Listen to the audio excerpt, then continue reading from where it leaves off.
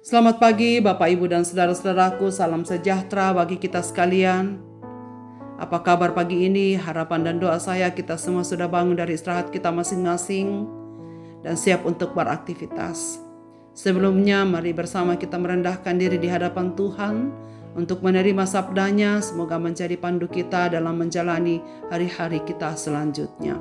Pagi ini saya mengajak kita sekalian untuk membaca firman Tuhan dari Efesus pasal 2 ayat 8 dan 9. Sebab oleh kasih karunia kamu diselamatkan oleh iman, itu bukan hasil usahamu, tetapi pemberian Allah.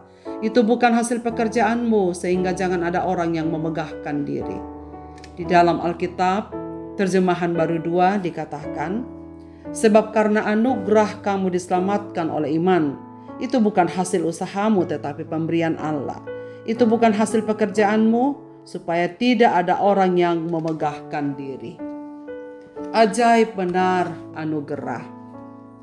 Saudara-saudara pendengar renungan pagi yang dikasihi Tuhan, lagu Amazing Grace yang ada di dalam Kidung Jemaat 40 adalah contoh lagu yang indah dari esensi penebusan kasih Kristus dalam kehidupan manusia. Walaupun dalam saat-saat yang paling kelam sekalipun, kita tetap bisa menemukan rahmat Tuhan dan menginspirasi orang lain. Lagu ini saudara sekalian ditulis oleh John Newton yang dilahirkan pada tahun 1725 di London. Dari seorang ibu periutan yang mengasihi Tuhan. Sayang sekali ia meninggal sebelum John Newton berusia 7 tahun. Ayahnya seorang kapten laut yang sangat ketat dan tegas, dan kemudian membawanya untuk ikut di dalam pekerjaannya pada usia 11 tahun. Banyak kenangan, banyak peristiwa yang telah dilaluinya. Dan setelah dewasa, akhirnya ia juga bergabung dan dipilih menjadi salah seorang angkatan laut Inggris. Hingga suatu peristiwa, ada insiden yang akhirnya membawa Newton ditangkap di Afrika Barat oleh Amos Chloe yang adalah pedagang budak. Setelah sekian lama, kemudian dia dibebaskan oleh seorang kapten laut yang disuruh ayahnya untuk menemukan John Newton yang hilang.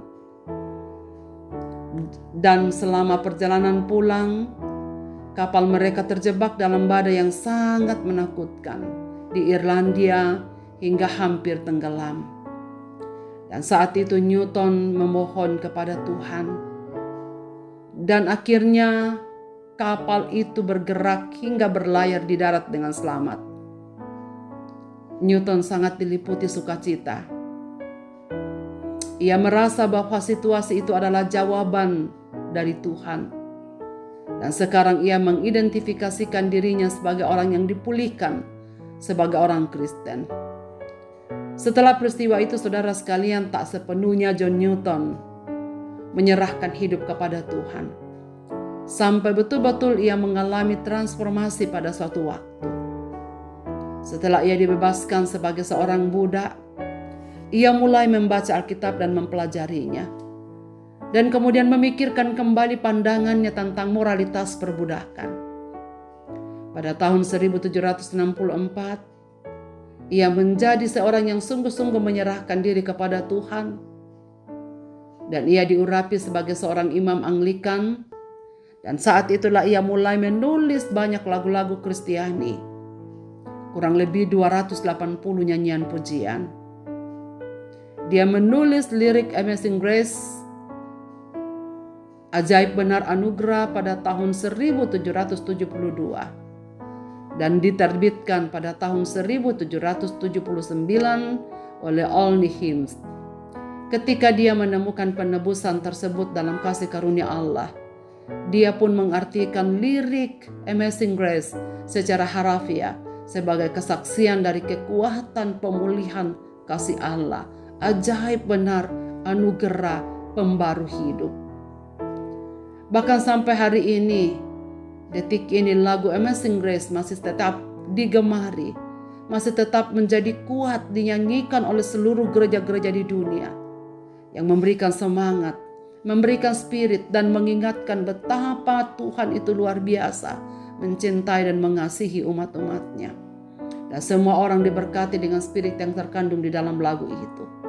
Dalam Efesus 2 ayat 8-9 dituliskan, sebab kasih karunia kamu diselamatkan oleh iman, bukan hasil usahamu, bukan juga hasil jeripayah kita, bukan karena kita menjadi baik, kita menjadi orang-orang yang luar biasa, bukan. Tapi Paulus menekankan dalam ayat ini, keselamatan yang kita punyai, kita miliki adalah karena pemberian Allah.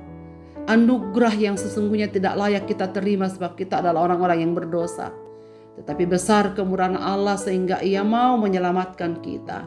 Karena itulah Paulus menegaskan di dalam ayat ini, keselamatan kita adalah pemberian Allah, adalah anugerah Allah. Karunia ilahi yang tidak bisa diperoleh dengan usaha manusia. Allah memberikan anugerah kepada kita sebagai wujud kasih-Nya yang tak terbatas. Ini adalah hadiah tanpa pamrih yang menunjukkan kebaikan dan kemurahan-Nya kepada kita. Pengampunan adalah cerminan dari kasih Allah yang mendalam. Dalam pengampunan-Nya Allah menghapus dosa-dosa kita dan memberi kita kesempatan untuk memulai lagi. Ini adalah tanda nyata tentang kerelaan Allah untuk mengasihi kita meskipun penuh kelemahan dan kesalahan. Kasih karunia adalah dasar dari keselamatan kita.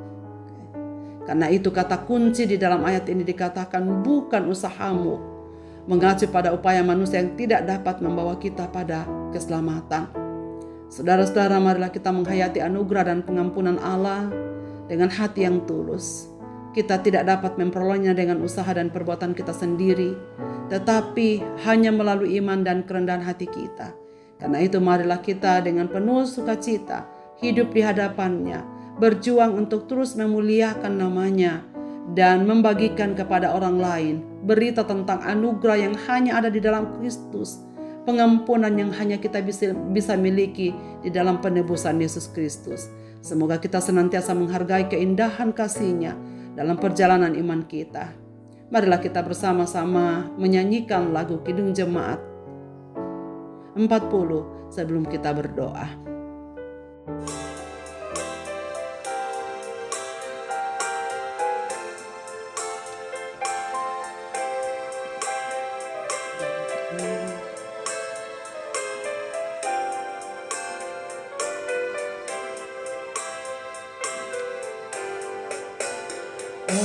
Ajaib benar anugerah pembaru hidupku, ku hilangmu tak bercela. Olehnya ku sembuh. Ketika insafku cemas, sekarang ku lega.